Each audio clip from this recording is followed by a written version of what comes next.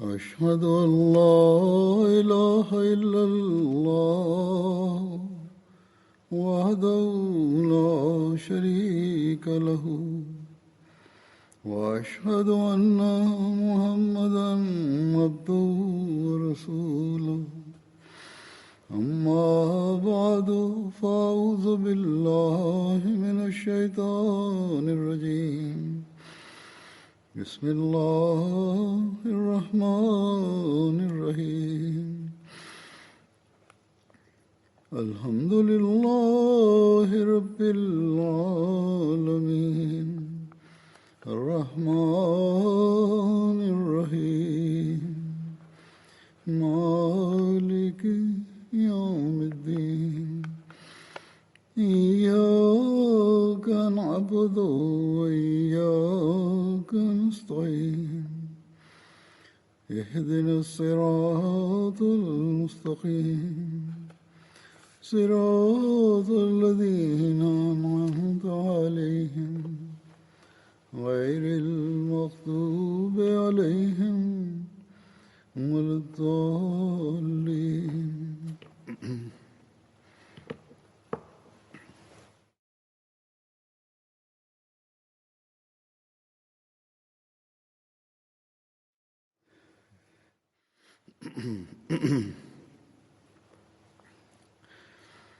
गुज़श्ता खुतबे में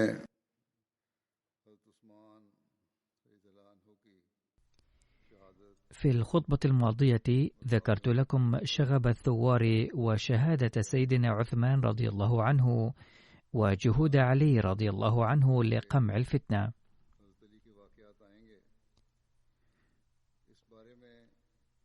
والأحداث التي سأتناولها الآن قد وجهنا سيدنا المصلح الموعود رضي الله عنه بخصوصها إلى أمر مهم جدا.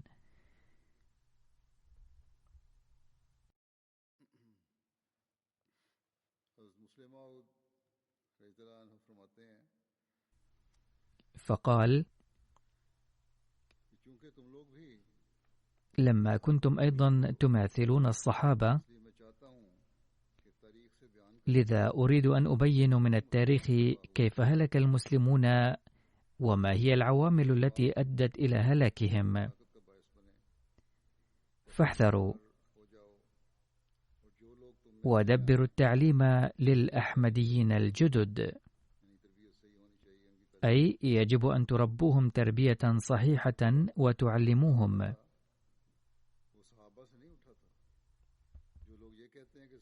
فالفتنة التي اندلعت في عهد سيدنا عثمان رضي الله عنه لم تكن من قبل الصحابة، فالذين يقولون أن الصحابة أثاروها هم منخدعون.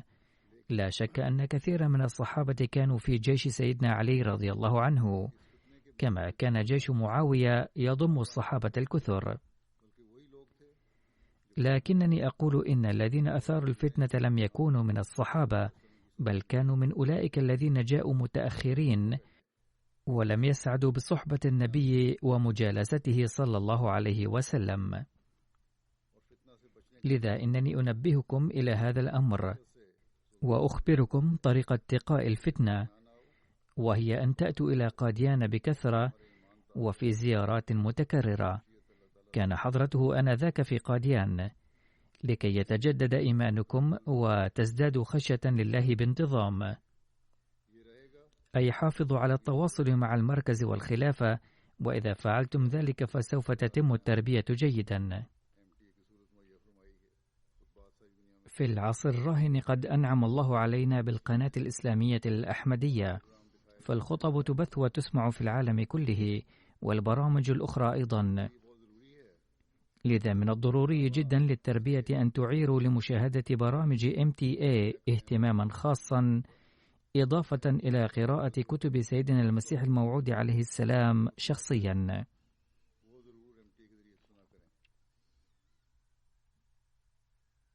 يجب أن تشاهدوا خطب الجمعة بوجه خاص حتما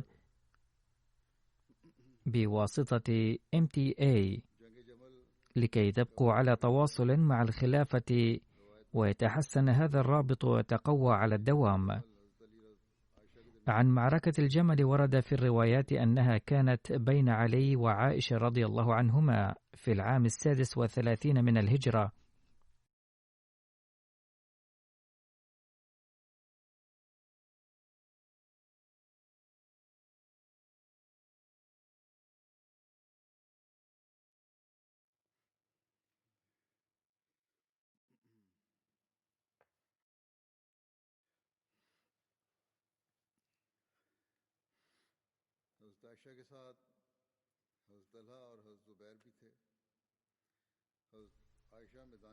كان سيدنا طلحة وسيدنا الزبير في جيش السيدة عائشة رضي الله عنها، وكانت رضي الله عنها على جمل في ميدان القتال، وبسبب ذلك اشتهرت هذه المعركة بمعركة الجمل.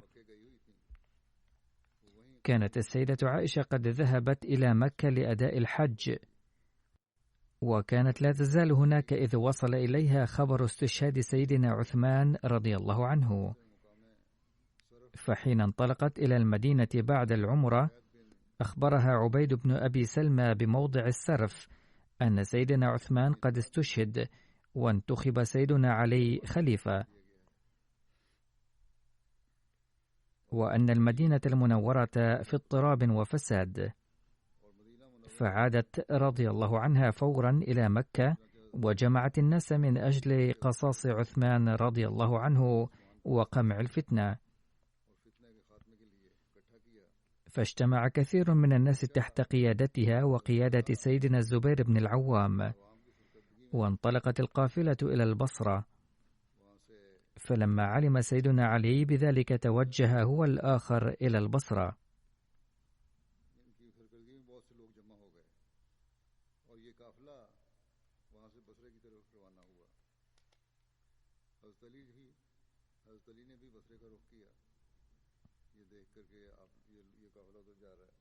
وبعد الوصول إلى البصرة دعت السيدة عائشة أهل المدينة للانضمام إليها، فانضم إليها عدد كبير من سكان المدينة. وفي الوقت نفسه بايعت جماعة على يد عثمان بن حنيف الذي كان سيدنا علي عينه على البصرة. فحصلت اشتباكات بين الفريقين، وحين وصل جيش علي رضي الله عنه إلى هناك نزل بالقرب من جيش عائشة رضي الله عنها. صدرت محاولة للصلح من كلا الفريقين ونجحت المفاوضات، لكن جزءا من الفريق الذي كان شريكا في قتل عثمان رضي الله عنه وكان انضم إلى جيش علي رضي الله عنه قد هاجم جيش عائشة رضي الله عنها ليلا، فاندلع القتال. وكانت عائشة رضي الله عنها راكبة على جمل، وكان المخلصون يمسكون زمام الجمل واحدا تلو الآخر ويستشهدون. فطن علي رضي الله عنه أن المعركة لن تنتهي ما دامت عائشة على جمل، لذا أمر المقاتلين أن يقتلوا الجمل بأي طريقة، لأن نهاية المعركة تتوقف على ذلك. عندها تقدم أحدهم وهجم بسيفه على رجل الجمل فبرك صارخا، ثم حاصره جيش علي من الجهات الأربعة، وأهل البصرة تشتتوا بعد سقوط جمل عائشة رضي الله عنها. ثم أعلن علي رضي الله عنه أن الذي سيلقي السلاح أو يغلق بابه فهو آمن، فلا يلاحقن أحد ولا يسلب من أحد ماله باعتباره غنائم. فاستجاب لذلك جيش علي. وقد استشهد سيدنا طلحة والزبير بن العوام في هذه المعركة. هذا ملخص ما ورد في تاريخ ابن الأثير. سيدنا الخليفة الثاني رضي الله عنه يقول في هذا الخصوص: تمكنت جماعة من قتلة عثمان من إقناع السيدة عائشة بإعلان الجهاد لأخذ الثأر من قتلة عثمان رضي الله عنه، فنادت رضي الله عنها بالجهاد ودعت الصحابة لنصرتها، فانضم إليها سيدنا طلحة وسيدنا الزبير، وتقاتل جيش علي وجيش عائشة وطلحة والزبير، وتسمى هذه الحرب بحرب الجمل. ولكن الزبير انسحب في بداية المعركة وامتنع عن القتال بعد أن سمع من علي نبوءة للنبي صلى الله عليه وسلم تخصه.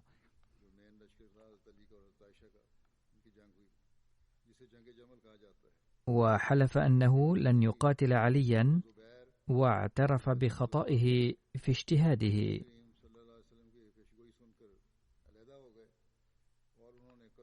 أما طلحة فأعلن بيعته لعلي قبل وفاته،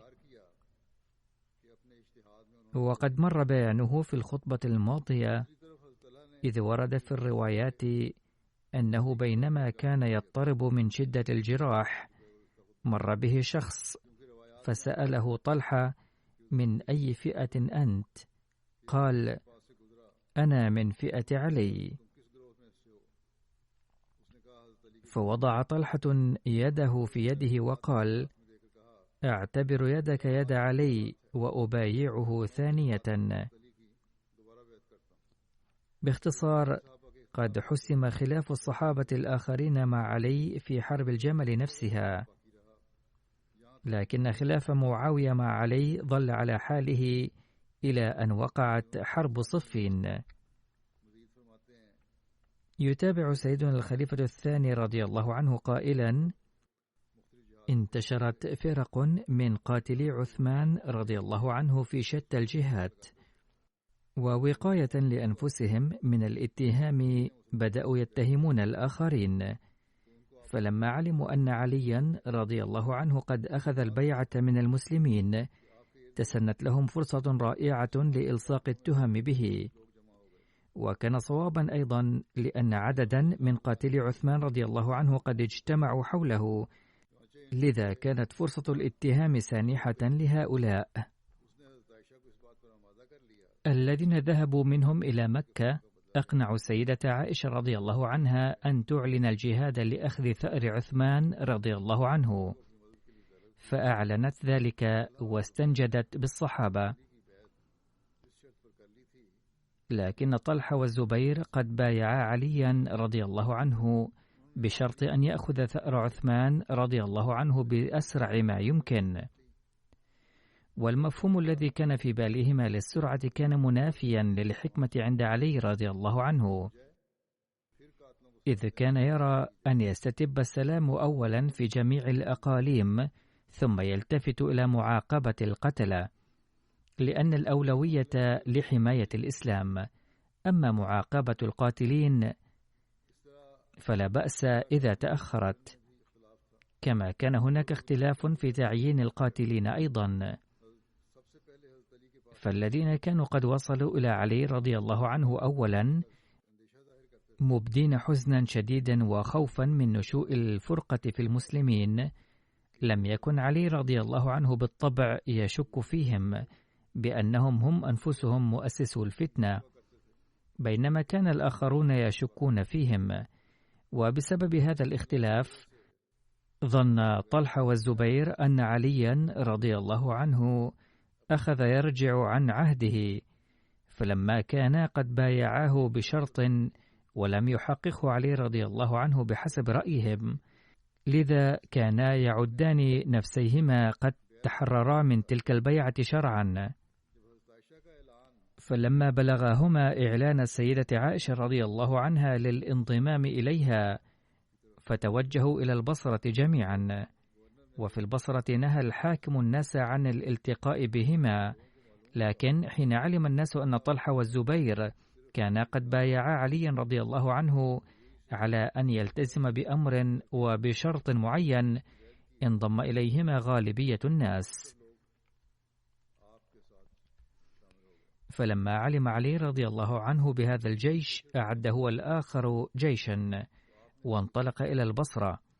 وعند الوصول إلى البصرة أرسل شخصا إلى السيدة عائشة وطلحة والزبير رضي الله عنهم، فوصل هذا الشخص أولا إلى السيدة عائشة رضي الله عنها وسألها عن قصدها، فقالت: نريد الإصلاح فقط.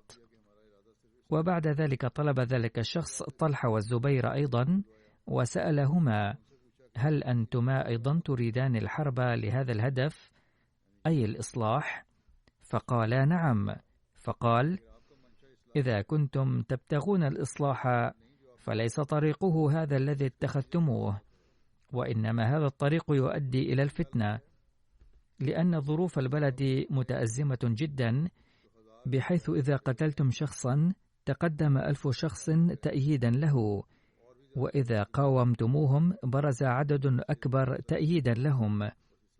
فالإصلاح أن نحقق الوحدة أولا في البلد ثم نعاقب الأشرار، وإلا فإن معاقبة أحد في حالة الاضطراب هذه ستؤدي إلى ظهور فتن أخرى في البلد، فدعوا الحكومة تستقر أولا، وهي ستعاقب المجرمين في الوقت المناسب.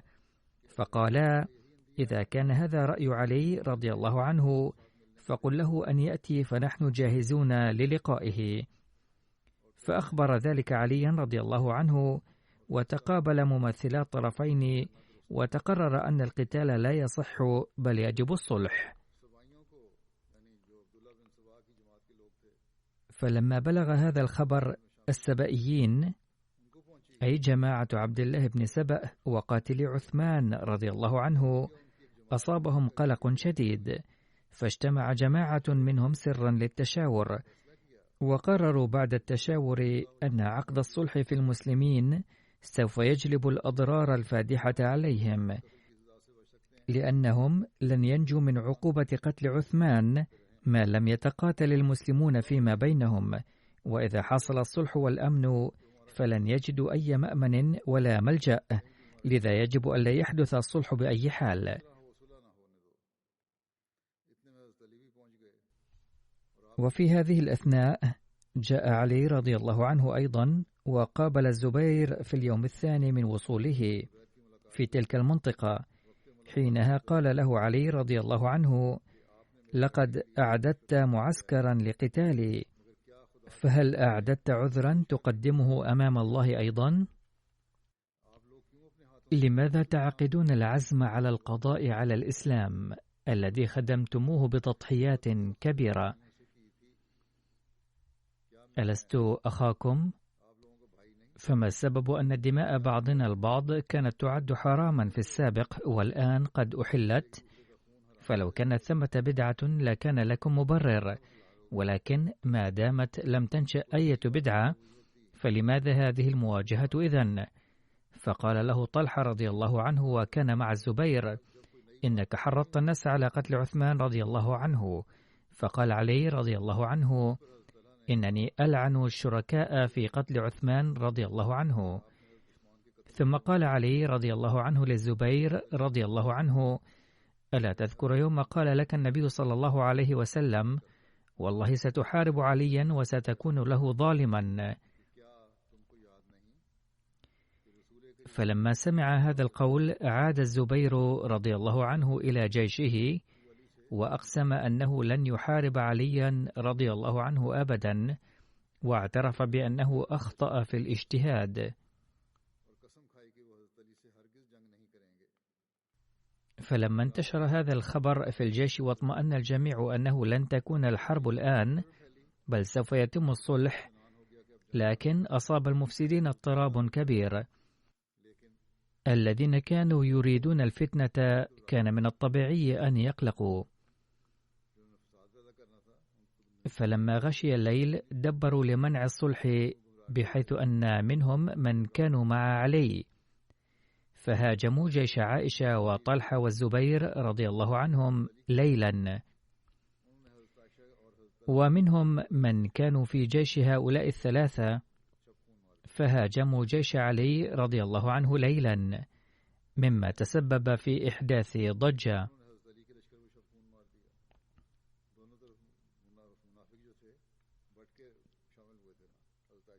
كان المنافقون في كلا الفريقين، في فريق عائشة وفريق علي، فهاجموا كلا الفريقين، أي لم يتقاتل المنافقون فيما بينهم، بل إنما هاجموا الفريقين مما أحدث ضجة. وظن كل فريق أن الفريق الآخر قد خدعه، مع أنها كانت في الحقيقة مؤامرة السبائيين فقط.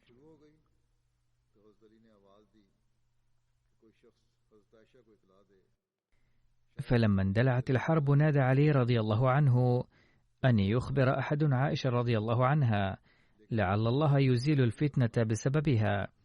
فجيء بجمل عائشة رضي الله عنها إلى الأمام، لكن النتيجة كانت أكثر خطورة، لأن الثوار رأوا أن خطتهم تكاد تفشل، فبدأوا يرشقون جملها بالسهام.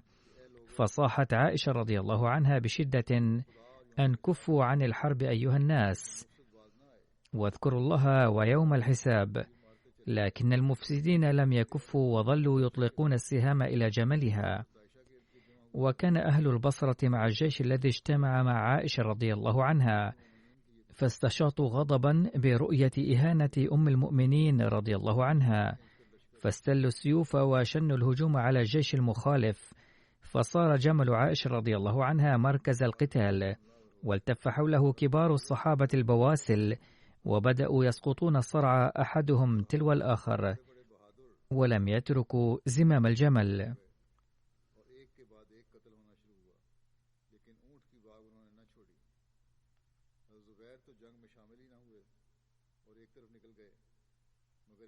أما الزبير رضي الله عنه فلم يشارك في القتال، بل خرج إلى جانب، ولكن أحد الأشقياء تتبعه وقتله وهو ساجد يصلي. أما طلحة رضي الله عنه فاستشهد في المعركة على أيدي هؤلاء المفسدين.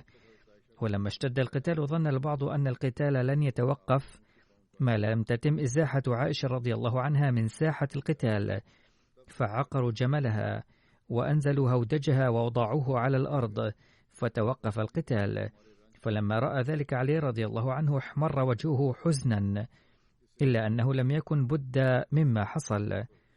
وبعد انتهاء القتال عثر على جثمان طلحة رضي الله عنه ضمن القتلى، فأبدى علي رضي الله عنه أسفا بالغا على ذلك. يتضح من كل هذه الأحداث جليا أنه لم يكن في هذا القتال دخل للصحابة مطلقا، بل كانت الخطة كلها من قبل قتلة عثمان رضي الله عنه، وأن طلحة والزبير قد ماتا على بيعة علي رضي الله عنهم جميعا، لأنهما قد تراجعا عن موقفهما، وكانا قد قررا مساندة علي رضي الله عنه، لكنهما استشهدا على أيدي الأشرار، فلعن علي رضي الله عنه قاتليهما. وفي نهاية مشهد الجمل جهز علي رضي الله عنه عائشة رضي الله عنها بكل شيء ينبغي لها من مركب أو زاد أو متاع، وشيعها بنفسه وأخرج معها كل من شاء. فلما كان اليوم الذي ترتحل فيه جاءها علي رضي الله عنه حتى وقف لها وحضر الناس، فخرجت على الناس وودعوها وودعتهم وقالت: يا بني، تعتب بعضنا على بعض استبطاء واستزادا، فلا يعتدن أحد منكم على أحد بشيء بلغه من ذلك، إنه والله ما كان بيني وبين علي في القديم إلا ما يكون بين المرأة وأحمائها، أي كان الخلاف بسيطا، وإنه عندي على مرتبة من الأخيار.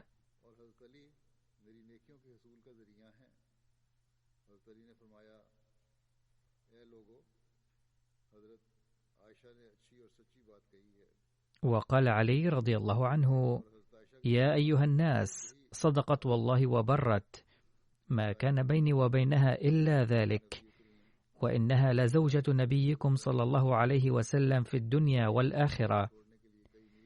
وشجعها علي رضي الله عنه أميالا، وسرح بنيه معها يوما.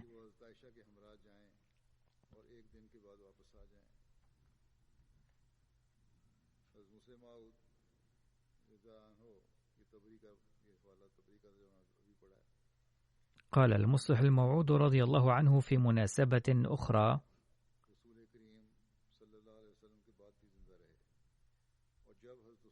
عاش طلحة رضي الله عنه بعد الرسول صلى الله عليه وسلم، ولما حصل الخلاف بين المسلمين بعد استشهاد عثمان رضي الله عنه، قالت فئة منهم: يجب علينا أخذ ثأر عثمان رضي الله عنه، وكان طلحة والزبير وعائشة رضي الله عنهم زعماء هذه الفئة، بينما قالت فئة أخرى إن المسلمين في فرقة وتشتت الآن، والناس يموتون كل يوم، والموقف يتطلب منا توحيد صفوف المسلمين كلهم أولا لاسترداد مجد الإسلام وشوكته ثانية، وبعد ذلك سوف نأخذ الثأر من المفسدين. وكان علي رضي الله عنه زعيم هذه الفئة. لقد اشتد هذا الخلاف لدرجة أن طلحة والزبير وعائشة قد اتهموا عليا أنه يحمي قتلة عثمان رضي الله عنه، واتهمهم علي أنهم يؤثرون مصالحهم الشخصية على مصلحة الإسلام، وهذا يعني أن الخلاف كان قد بلغ الذروة. ثم نشب القتال بين الفئتين، حيث قامت عائشة رضي الله عنها بقيادة جيشي إحدى الفئتين، وقد شارك طلحة والزبير رضي الله عنهما في هذا القتال. وكما سبق أن ذكرت أنه رغم أنهما كانا من الفئة المعارضة لعلي رضي الله عنه، ولكن الزبير انفصل فيما بعد عن الجيش المحارب ضد علي. أما طلحة فكان أيضا قد تصالح مع علي رضي الله عنه، لكن المفسدين من المنافقين والأشرار كانوا قد تمكنوا من إثارة الفتنة على كل حال، وصار القوم فئتين، فاشترك طلحة والزبير في القتال. وفي أثناء ذلك جاء صحابي إلى طلحة وقال له: أتذكر أن رسول الله صلى الله عليه وسلم كان قد قال لك في مجلس: سيأتي عليك زمان تكون في جيش ويكون علي في جيش آخر، ويكون علي على الحق وتكون أنت على الباطل. فلما سمع طلحة رضي الله عنه ذلك عاد إلى صوابه وقال: نعم، لقد تذكرت الآن ذلك. ثم انفصل طلحة عن الجيش فورا. وبينما هو يغادر ساحة القتال عملا بنصيحة الرسول صلى الله عليه وسلم، تتبعه شقي من جيش علي رضي الله عنه وطعنه بالخنجر وقتله. وكان علي رضي الله عنه في مجلس فجاءه قاتل طلحة يجري ظنا منه أنه سيعطي مكافأة كبيرة على قتله، وقال: أمير المؤمنين، أبشرك بقتل عدوك. فقال علي: من؟ قال: لقد قتلت طلحة يا أمير المؤمنين. فقال له علي رضي الله عنه: فإني أبشرك بالنار بناء على قول رسول الله صلى الله عليه وسلم، لأنه صلى الله عليه وسلم قال في مجلس وأنا وطلحة فيه: يا طلحة، سوف تتحمل الذل من أجل الحق والعدل، وسوف يقتلك شخص ولكن الله سوف يدخله النار.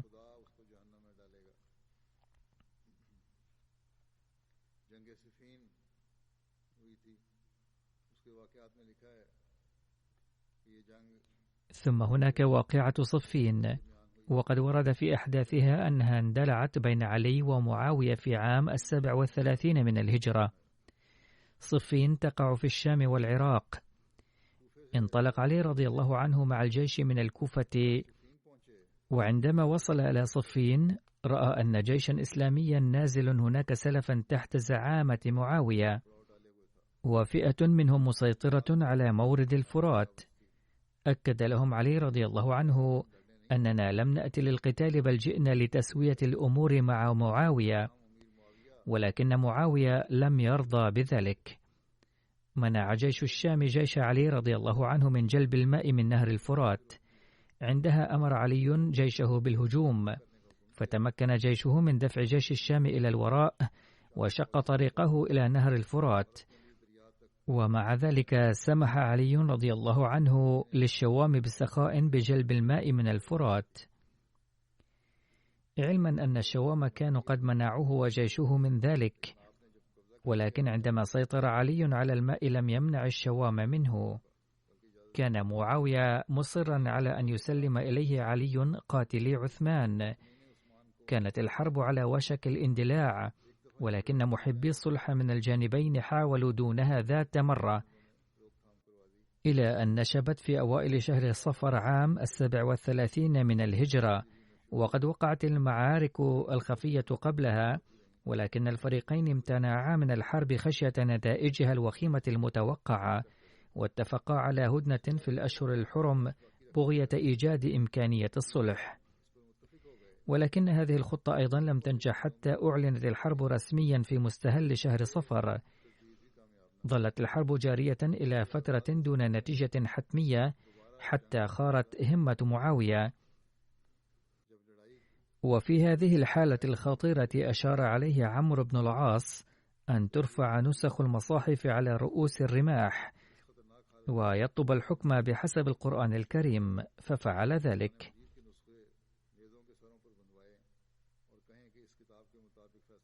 وبسبب ذلك حدث خلاف بين أصحاب علي رضي الله عنه، وقال عدد كبير منهم أن طلب الحكم من الله لا يرد.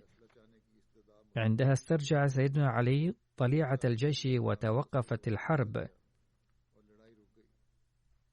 إن أكبر عدد من جيش علي قبل اقتراح معاوية أن يختار كل من الفريقين حكما ليحكما بحسب ما يأمر به القرآن الكريم.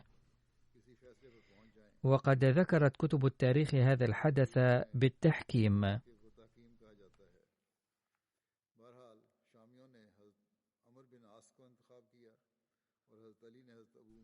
باختصار، انتخب الشوام عمرو بن العاص، وعين علي رضي الله عنه أبا موسى الأشعري، وتفرقت الجيوش بعد التوقيع على الميثاق.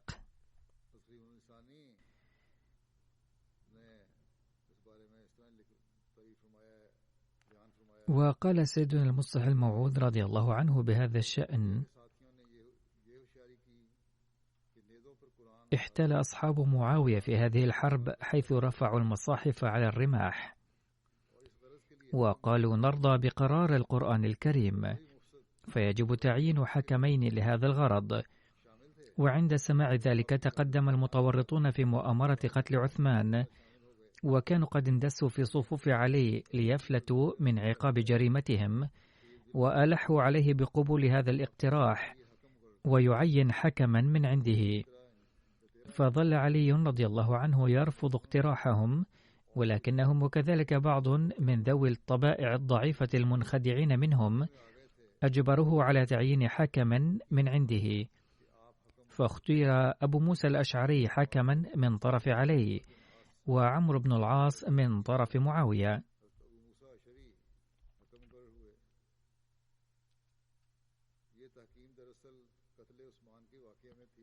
كان هذا التحكيم في الحقيقة في حادث قتل عثمان رضي الله عنه، وكان مشروطا بأن يكون قرارهم متفقا مع القرآن الكريم.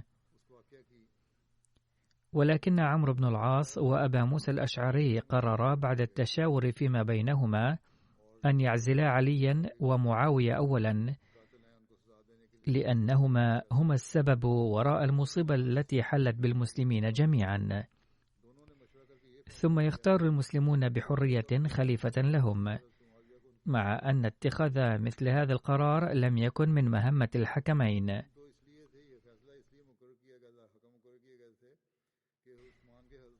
كان هذا التحكيم في الحقيقة في حادث قتل عثمان رضي الله عنه،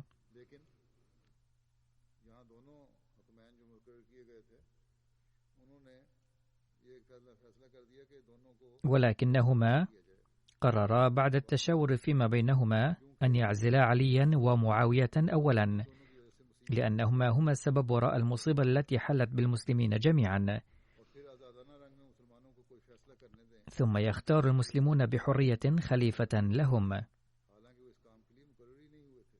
مع أن اتخاذ مثل هذا القرار لم يكن من مهمة الحكمين. فعقدا اجتماعا عاما للإعلان عن قرارهما،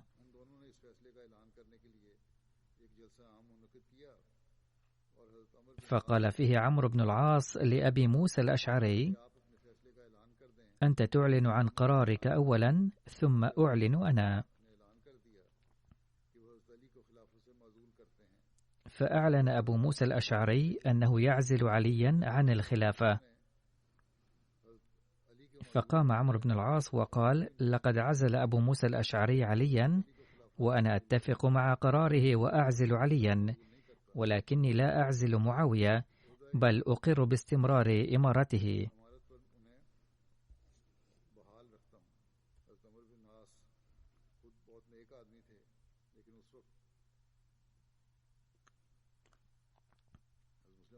يقول المصلح الموعود: كان عمرو بن العاص رجلا صالحا في الحقيقة، ولكني لا أخوض في السبب وراء اتخاذه هذا القرار، وكيف أنه اقتنع بأقوال الناس وقرر ذلك فإنه موضوع آخر ولا أخوض فيه. وعلى أي حال فإن قراره هذا كان خاطئا.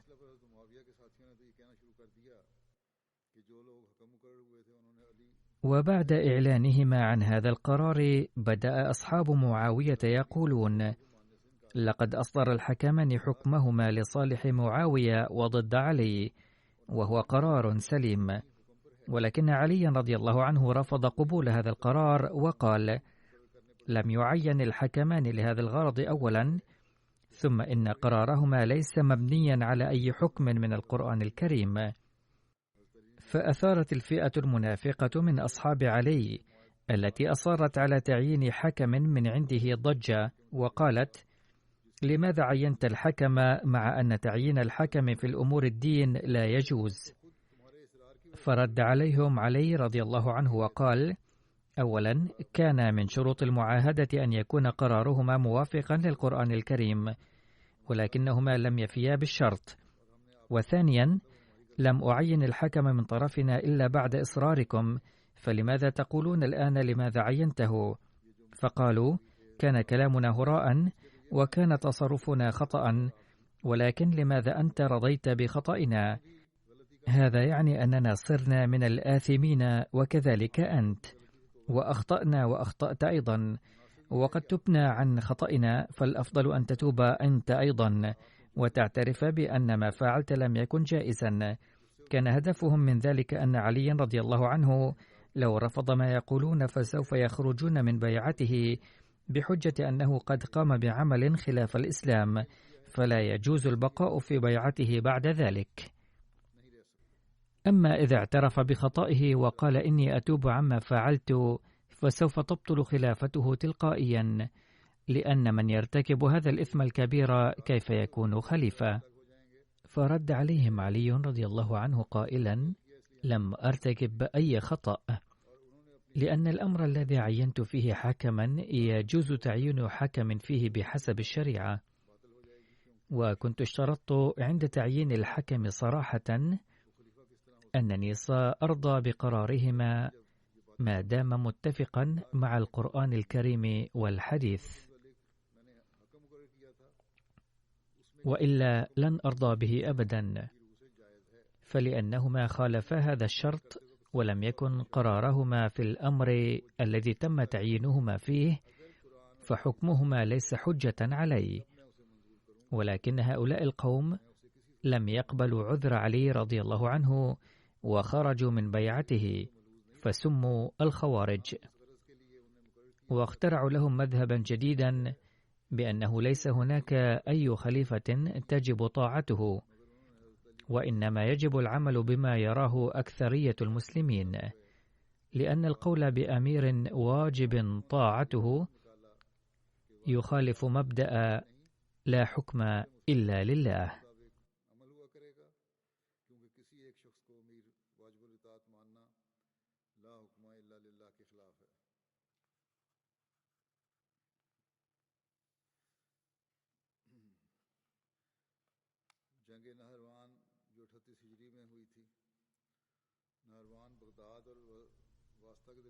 وقعت معركة النهروان سنة 38 للهجرة، والنهروان موقع بين بغداد وواسط، وهنا وقعت معركة بين علي والخوارج.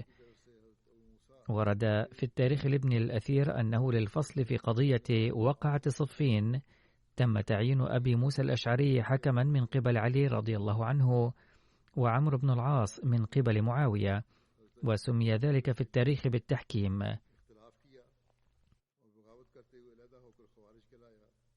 ولقد اختلفت فئة من جيش علي في أمر التحكيم فتمردوا عليه وانفصلوا وسموا بالخوارج، واعتبروا قبول التحكيم إثما، وطلبوا من علي أن يتوب وينعزل عن الخلافة، إلا أنه رد طلبهم. ولقد ورد قبل قليل السبب الذي رد طلبهم لأجله، كان علي يستعد للخروج مرة أخرى ضد معاوية ناحية الشام، وإذ بدأ الخوارج أعمالهم المفسدة، حيث جعلوا عبد الله بن وهب إماما لهم وانتقلوا من الكوفة إلى النهروان. كما جمع الخوارج في البصرة أيضا فئاتهم التي التحقت بجيش عبد الله بن وهب في النهروان. لقد قتل الخوارج عبد الله بن خباب أحد صحابة الرسول صلى الله عليه وسلم لولائه لعلي، وبقروا بطن زوجته الحامل وقتلوها بلا هوادة، كما قتلوا 3 نساء من طيء. فلما بلغت عليا هذه الأوضاع أرسل الحارث بن مرة سفيرا له ليحقق في الأمر، غير أن الخوارج قتلوه. ونظرا إلى هذه الأوضاع ترك علي الخروج إلى الشام، وبدلا من ذلك توجه ليتصدى للخوارج بجيشه البالغ عدده 65,000 الذي كان قد أعده للشام. فلما بلغ النهروان دعا الخوارج إلى الصلح، وأعطى لأبي أيوب الأنصاري راية أمان، وقال: من جاء إلى هذه الراية فهو آمن. فانضم إلى علي 100 منهم بعد هذا الإعلان، وكانوا 4,000، وانصرف منهم طوائف كثيرون إلى الكوفة، فبقي مع عبد الله بن وهب الخارجي 1800، فتقدموا تحت قيادته، ووقعت المعركة بينهم وبين جيش علي المكون من 65,000 جندي، فهلكوا جميعا. وفي رواية نجا عدد قليل من الخوارج وهم دون 10، واستشهد من جيش علي 7 أشخاص.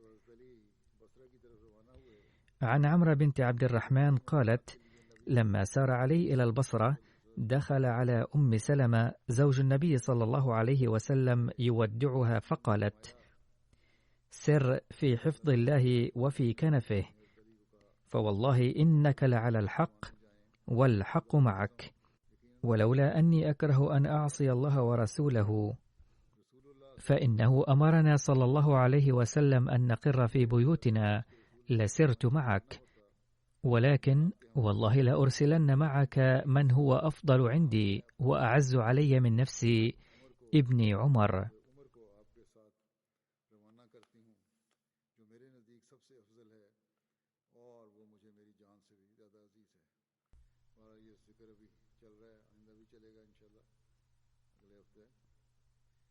على أي حال لم ينتهي بعد هذا الذكر، وسيستمر في الأسبوع القادم أيضا إن شاء الله.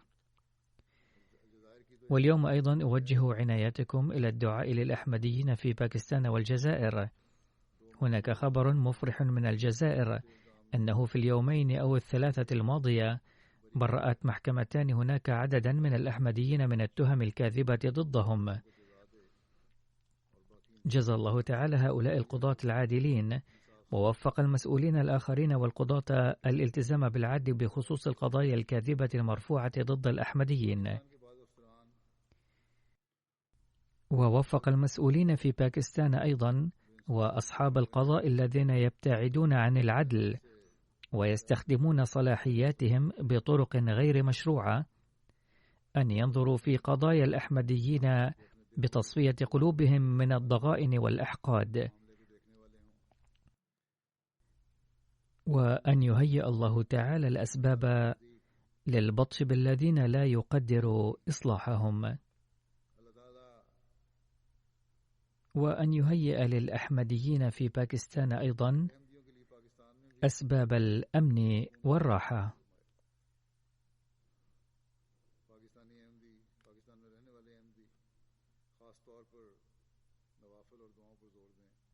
على الأحمديين في باكستان أن يركزوا بشكل خاص على النوافل والأدعية، ويكثروا من دعاء: رب كل شيء خادمك، رب فاحفظني وانصرني وارحمني، ودعاء: اللهم إنا نجعلك في نحورهم ونعوذ بك من شرورهم. كما ينبغي أن يركزوا على الاستغفار والصلاة على النبي صلى الله عليه وسلم، فهناك حاجة ماسة إليها، وينبغي أن يركزوا على أداء النوافل أيضا، وفقهم الله تعالى لذلك وحسن الأوضاع هناك. بعد الصلاة سوف أصلي اليوم أيضا على بعض الموتى، وأولهم السيدة حمدة عباس زوجة الشهيد عباس بن عبد القادر من مدينة خيربور باكستان، حيث توفيت في 9 ديسمبر وعمرها 91 عاما. إنا لله وإنا إليه راجعون. بايع أبوها الدكتور محمد إبراهيم مع زوجته على يد حضرة المصلح الموعود رضي الله عنه عام 1929 خلال دراسته في كلية كنغ إدوارد الطبية، متأثرا بزميل له أحمدي. تزوج البروفيسور عباس بن عبد القادر من المرحومة حمدة في مايو 1951 بلاهور. زوجها كان حفيدا لحضرة مولانا عبد الماجد أحد صحابة المسيح الموعود عليه السلام، ويكون ابن البروفيسور عبد القادر وهو الأخ الأكبر للسيدة سارة بيغم حرم حضرة الخليفة الثاني رضي الله عنه. استشهد البروفيسور عباس بن عبد القادر في مدينة خيربور في عام 1974، فلم تجزع المرحومة على ذلك قط، بل صبرت صبرا جميلا راضية برضا الله تعالى. عند استشهاد زوجها أرسل أحد أبناء خالتها غير أحمدي رسالة عزاء لها، قال فيها: كان عباس إنسانا رائعا، ولكن ليته مات على الهدى. فردت عليه السيدة حمدة في رسالتها: إنني فخورة بأن زوجي قد استشهد في سبيل هو سبيل الهدى. وكانت للسيدة حمدة صديقة حميمة في زمن المدرسة اسمها شفيقة، التي تزوجت فيما بعد من الجنرال ضياء الحق من باكستان. عندما صار زوجها رئيسا لباكستان قالت ذات مرة: الكل يأتون لزيارتي إلا حمدة. ولما بلغ ذلك السيدة حمدة قالت: لا أرغب أبدا في لقاء زوجة شخص يعادي إمام الحبيب سيدنا المسيح الموعود عليه السلام وجماعته، ثم لم تقابلها قط.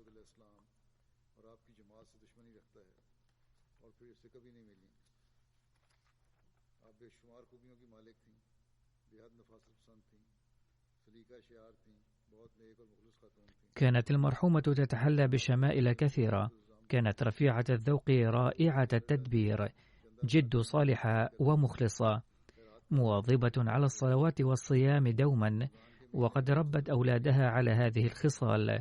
كانت تستعجل في دفع التبرعات، كانت كثيرة الصدقات دائما. في شهر رمضان كانت تطعم كثيرا من الناس في بيتها كل يوم.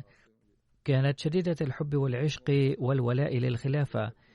كانت تكتب لي الرسائل بيدها بانتظام. كانت تكثر من مطالعة كتب المسيح الموعود عليه السلام إلى جانب كتب الجماعة الأخرى وجريدة الفضل حتى آخر أيام حياتها.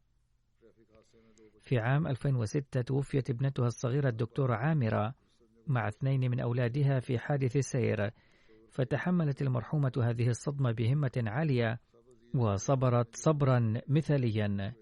كان جميع أقاربها ومعارفها يحبونها بسبب شمائلها الحميدة الكثيرة. كانت تعامل أقاربها غير الأحمديين أيضا بلطف ومحبة كبيرين. تركت وراءها 3 بنات وابنين، وهم مقيمون في الولايات المتحدة الأمريكية وكندا والنرويج. وفق الله أولادها وأحفادها ونسلهم جميعا للاستمرار في فعل الخيرات التي كانت تعملها، ورفع درجاتها.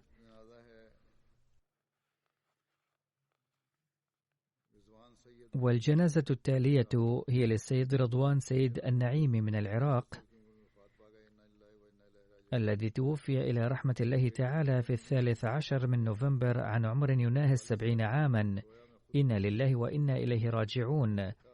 كتب ابن المرحوم السيد مصطفى النعيمي: رأى والدي في الرؤيا أنه عند الشيخ عبد القادر الجيلاني فأعطاه نعليه، فتردد والدي في تناولهما لأنه رأى أنه أدنى شأنا من أن يلبس نعل الشيخ عبد القادر الجيلاني، ولكن الشيخ أصر على والدي فلبس النعلين. ثم إن الشيخ عبد القادر الجيلاني أشار إلى شخص وإلى جماعته وأمر أبي بالالتحاق به. ثم بعد ذلك تشرف المرحوم رضوان النعيم بزيارة رسول الله صلى الله عليه وسلم في الرؤيا. ثم بعد بضع سنوات تعرف على الجماعة الإسلامية الأحمدية عبر قناتنا MTA، فقال إن المراد من زيارة رسول الله صلى الله عليه وسلم في الرؤيا هو بعثة خادمه الصادق البار المسيح الموعود عليه السلام، والمراد من الشخص الذي رآه في الرؤيا الأخرى والذي أشار الشيخ عبد القادر الجيلاني إليه وإلى جماعته وأمره بالالتحاق به هو خليفة المسيح وجماعته. فما لبث أن قام بالبيعة عام 2012. كان المرحوم كبير الصلاح وكثير المساعدة لأقاربه وللفقراء، كان عنده ولع شديد بالدعوة والتبليغ، فظل يقوم بالدعوة في منطقته رغم ضعف صحته ومعارضة الأعداء. كان يوصي أسرته دائما بالبيعة والانضمام إلى الجماعة الإسلامية الأحمدية. لقد بايع الآن ابنه وزوجته وأخو زوجته أيضا. ثبت الله أقدامهم ووفقهم للاستمرار في فعل الخيرات التي كان المرحوم يعملها، رفع الله درجاته. والجنازة التالية هي للسيد ملك علي محمد القاطن في هجكا بمحافظة سرغودا، والمرحوم هو والد السيد محمد أفضل ظفر داعيتنا في كينيا. وفاته المنية في 20 من أغسطس عن عمر يناهز 90 عاما. إن لله وإنا إليه راجعون. كان للمرحوم شرف السجن في سبيل الله تعالى عام 1974. كان يكرم عمال الجماعة والواقفين حياتهم لخدمة الدين والدعاة والمعلمين إكراما كبيرا. كان مواظبا على الصلوات الخمس والصيام والتهجد. كان مضيافا ومعينا للفقراء، صابرا شاكرا واصلا للرحم، صالحا وكبير الإخلاص. كان يتلو القرآن الكريم يوميا بانتظام، ووفقه الله تعالى لتعليم عديد من الأطفال القرآن الكريم. ترك وراءه 3 أبناء و11 حفيدا وحفيدة.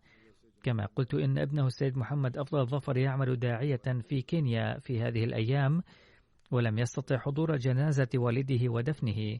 ألهمه الله الصبر والسلوان وتغمد المرحوم بمغفرته ورحمته ورفع درجاته. والجنازة التالية هي للسيد إحسان أحمد ابن شفقة محمود من لاهور، حيث توفي في 27 من يوليو بعمر 35 عاما جراء فيروس الكورونا. إن لله وإنا إليه راجعون.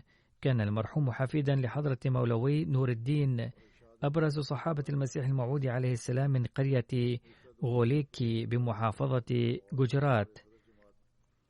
وكان حفيدا من طرف أمه للسيد إرشاد أحمد من مدينة جوجراوالا. ووفقه الله تعالى لخدمة الجماعة بصفته رئيسا لجماعتنا في ريتشنا تاون بلاهور، وأيضا سكرتيرا للمبايعين الجدد في إمارة حي دهلي غيت بلاهور. كان المرحوم مشغوفا بالدعوة والتبليغ، وبايع بواسطته 8 أشخاص بتوفيق الله تعالى. ترك وراءه أرملته وابنين، العزيز حنان أحمد مسرور وعمره 6 أعوام، والعزيز مبين أحمد طاهر وعمره 3 أعوام، وابنة العزيزة سائرة أحمد وعمرها 5 أعوام، وأيضا والديه و3 إخوة وأختين. ألهمهم الله جميعا الصبر والسلوان، وتكفل أولاد المرحوم ووفقهم للاستمرار في فعل الخيرات التي كان يقوم بها، رفع الله درجاته. والجنازة التالية هي للمرحوم رياض الدين شمس الابن الأصغر لحضرة مولانا جلال الدين شمس، حيث توفي في 27 من مايو المنصرم. إن لله وإنا إليه راجعون. كان ابن حفيد لحضرة مية محمد صديق، وحفيدا لحضرة مية إمام الدين السيخواني، وحفيدا من طرف أمه لحضرة خواجة عبيد الله، وكما قلت ابنا لحضرة مولانا جلال الدين شمس. وكل هؤلاء كانوا من صحابة المسيح الموعود عليه السلام. ترك المرحوم خلفه ابنتين وابنا، ألهمهم الله الصبر والسلوان. زوجة المرحوم متوفاة سلفا، غفر الله للمرحوم ورحمه ورفع درجاته. قال أخوه السيد منير الدين شمس: كان المرحوم متحليا بخصال حميدة كثيرة، كان ملتزما بأداء الصلوات، وكان يوصي أولاده بذلك دائما. كان محبا للخلافة حبا جما، وكان يكثر الحديث في البيت عن التمسك بأهداب الخلافة دائما. جاء في مرضه للزيارة قبل عامين، فكان رغم مرضه يتكلم بصبر وهمة وبشاشة. لم يكن قلقا على نفسه أبدا، بل كان مهتما بأولاده فقط. كان عند الجميع انطباع بأن من الخصال الغالبة على المرحوم البشاشة في كل حال، والعيش مع الآخرين، ومساعدة الناس في معاناتهم. تغمد الله المرحوم بمغفرته ورحمته، ورفع درجاته.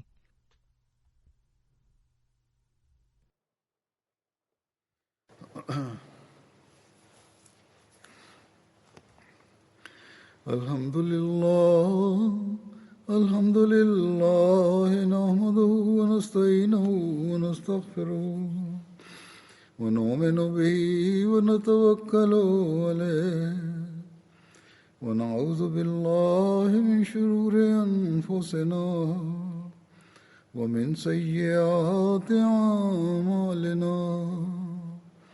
من يهده الله فلا مضل له ومن يضلله فلا هادي له ونشهد أن لا إله إلا الله ونشهد أن محمدا عبده ورسوله. عباد الله رحمكم الله، إن الله يأمر بالعدل والإحسان وإيتاء ذي القربى وينهى عن الفحشاء والمنكر والبغي يعظكم لعلكم تذكرون. اذكروا الله يذكركم وادعوه يستجب لكم ولذكر الله أكبر.